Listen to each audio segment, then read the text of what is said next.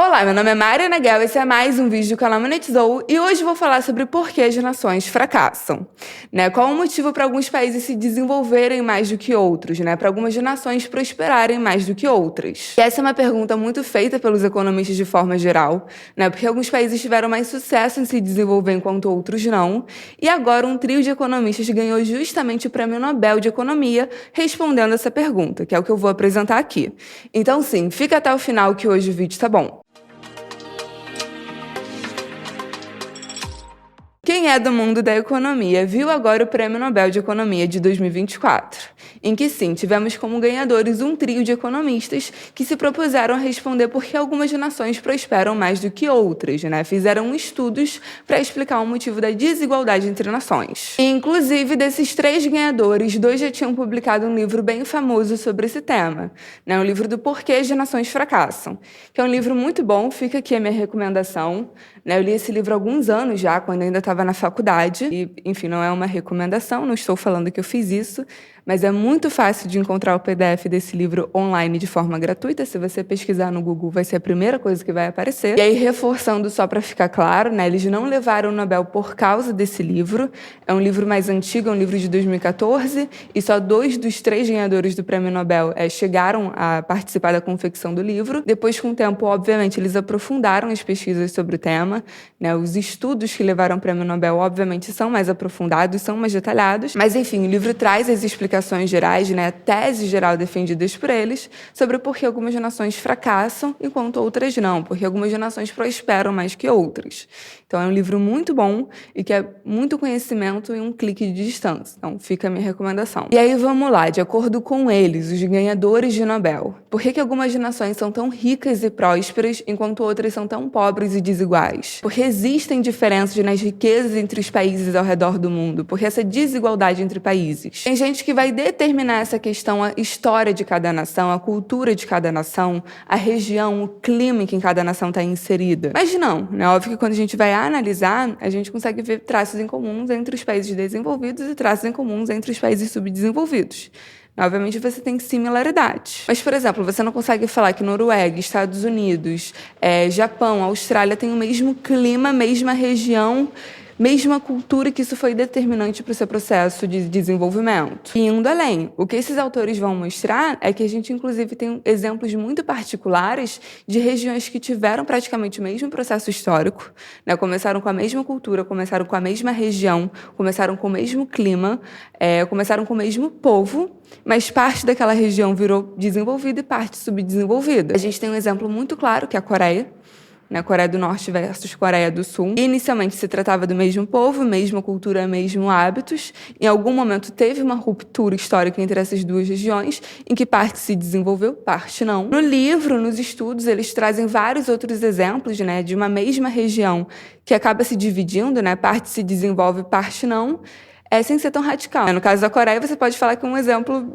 bem absurdo, A gente está falando da mesma região, o mesmo povo que se dividiu em 2 países, que cada país seguiu modelos econômicos diferentes. Você poderia até falar isso.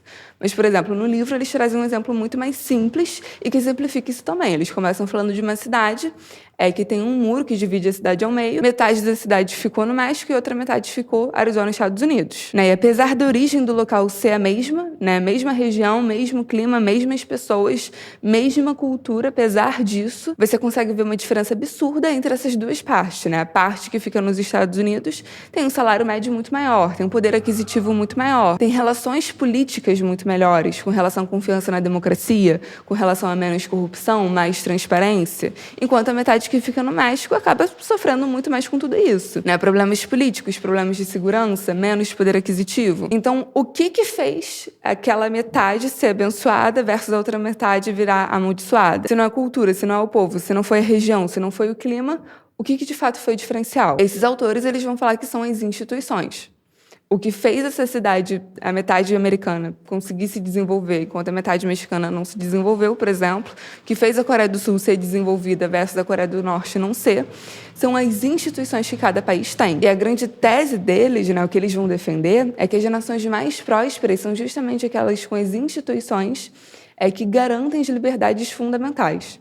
Então, que você tem o Estado de Direito, né? Você tem a questão da segurança, você tem a questão da proteção da propriedade privada, enfim, você tem o Estado garantindo os serviços públicos essenciais que a iniciativa privada sozinha não conseguiria garantir, mas que a liberdade individual em nenhum momento ela é questionada. Na verdade, essas instituições, elas garantem que os indivíduos tenham liberdade para prosperar. Instituições que permitem, garantem o ambiente justamente para a iniciativa privada conseguir ter concorrência, conseguir ter inovação, que no longo prazo é o que garante e determina o crescimento e desenvolvimento econômico. É o que eles chamariam de ciclo virtuoso do desenvolvimento. Já países que não conseguem se desenvolver são aqueles países com instituições extrativistas. O que isso significa? Que você vai ter um grupo político que conseguiu se fixar naquele país e que não vai estar garantindo essas liberdades básicas, não vai estar garantindo o interesse de todos para o desenvolvimento nacional. Na verdade, esse grupo político ele tem como função garantir um bolo cada vez maior para eles.